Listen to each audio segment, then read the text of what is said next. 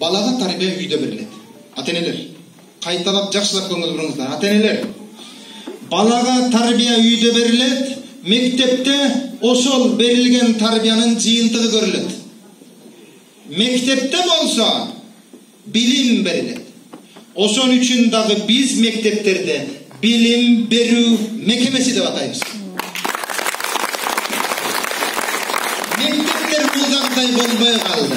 Мектепте мугалимдер айныды деген ата-энелер өзүңөр кошуп айныгансыңар. Ошон үчүн мугалимдерди айнып көрбөйт. Эмне үчүн?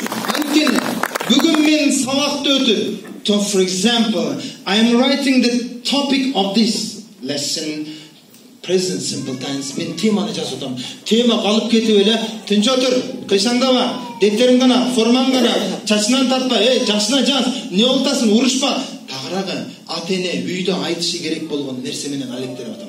Ата-энелер, силер ушу тарбияга тийишкен нерсени үйдө айткыла, а мен жалаң билим берейин. Эгерде мен жалаң билим бере турган болсом, анда балаңыздан Гарри Поттер чыгарып берем. Ошондуктан сиздер тарбия менен машык кыла, мен билим менен машыгайын. Мугалимдерди жөн эле күнөөлөй бербеңиздер ата-энелер. Мурдалары таалим тарбия дасторкондун четинде берген. Балам атаң келмейинче баштабайсың. Улуулар сүйлөмөйүнчө сөзүн бөлбө, жамбаштап жатпа, уруксат менен сүйлө. Тагыраагы бүтүн мектептеги таалим тарбия муну дасторкондун четинде берилген. Ошондуктан мугалимдерди кыйнабай, ата-энелер муну процессти мойнуңарга алгыла. Мунуну кайрадан баштагыла. Жанданткыла. Жөндөн эле мугалимдерди күнөөлөп, жөндөн эле мектепти күнөөлөп, жөндөн эле билим берүү мекемелерин күнөөлөй бербеңиздер. Үй бүлө мекемелерин да оңдош керек. Биз мисал үчүн мектепте ата-эне чогулушу кылам. 1-класстын 20 окуучунун 20 ата-эне келет, 11-класстын 20 окуучунун 5 ата-эне келет, калганы жок келбейт. Көчөт канчалык чоңойгон сайын анын көлөкөсү ошончо чоңоет. Бала канчалык чоңойгон сайын анын түйшүгү ошончолук чоңоет.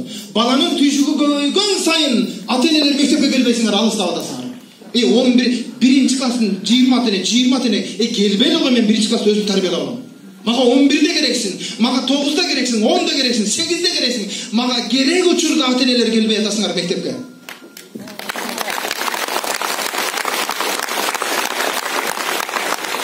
Жети жылдык эгемендүүлүктүн ичинде, азыр 2019, 28 жылдык эгемендүүлүктүн ичинде биз жаңы муундун катмарын пайда кылдык. Анар кайсы?